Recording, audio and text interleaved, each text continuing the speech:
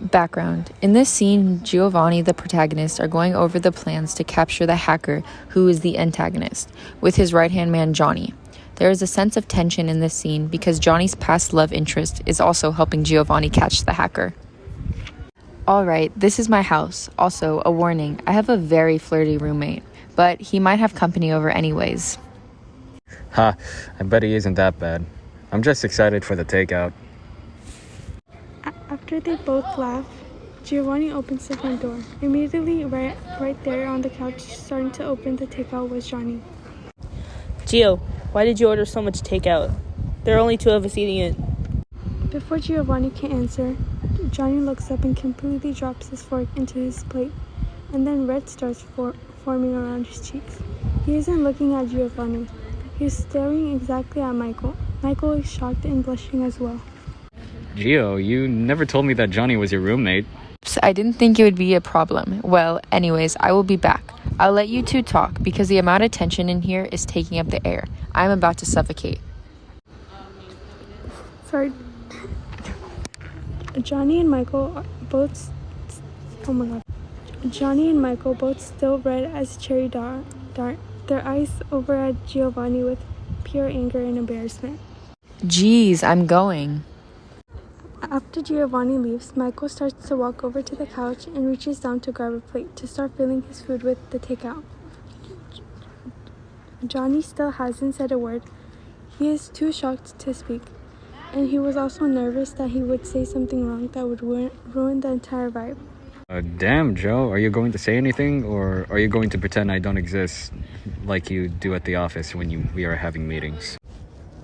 Sorry, I'm just shocked to see you outside of the office. I haven't seen you outside of the office since, well, you know. Oh yeah, since you ghosted me and told me you wanted nothing to do with me anymore. Mike, you know that it's not the real reason. You also know it's for the better that we weren't together. It's a dangerous field to work in, and having any weak spots can be detrimental. Whatever. I have heard that you sleep with any guy you see now. Clearly you're showing you got over me quite fast. In the doorway, Giovanni showed up and got the last part of what Michael was saying. It made his face drop because now it makes him realize why Johnny has been so sad the past couple of months. After Johnny makes his presence noticeable, Johnny and Michael stop talking and turn to him. Well, anyways, we need to start searching for this hacker. I just set up the rest of the computers. I want Michael to continuously keep searching for an address. Johnny and I will help, but we clearly are not as smart as you, Michael. Ha, makes sense. I'm going to get started now. I will holler if I find anything, like their headquarters or information. Alright, that sounds good. Johnny and I will be back there in a few. I just need to talk about the plan of attack. Michael starts to nod his head and heads for the back room. After that, Giovanni picks up a plate and starts filling it. After filling up his plate, she looks up at Johnny. What? Why are you looking at me like that? You know exactly why. Why did you never tell me that you and Michael had a thing? We were supposed to tell each other everything. While laughing, Giovanni props up his hip and winks at Johnny. That motion from Giovanni was enough to make Johnny laugh. After laughing a little, it makes him to be able to open up more. I just didn't want it to affect the way the entire gang looked at him, and to make it not affect our team either. Oh, that makes sense, but still, I wouldn't look at either of you differently. I also noticed that there's some clear chemistry between you two. I don't think it's something that you should throw away, because if I was able to find love like that, I would never let it go. Whoa. Love is a very strong word. I know, but it's true. You both clearly love each other. If you guys have a whole past and continue to remember it. Yeah, Gio, you're right, but I lost my chance. I got too scared because things were getting real. We were the perfect match. Yeah, you guys really are the perfect match. There isn't many cases where you could find love in the industry we work in. I am jealous. Far from perfect.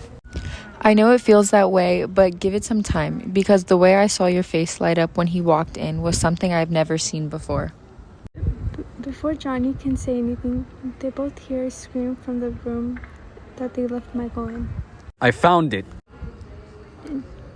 Giovanni and Johnny both let out a huge sigh and were filled with excitement because they knew that the hard part of everything was over, and now they get to do their favorite thing, combat.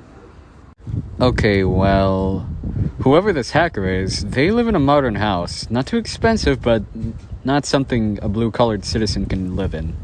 Now that we have their location, should we attack now?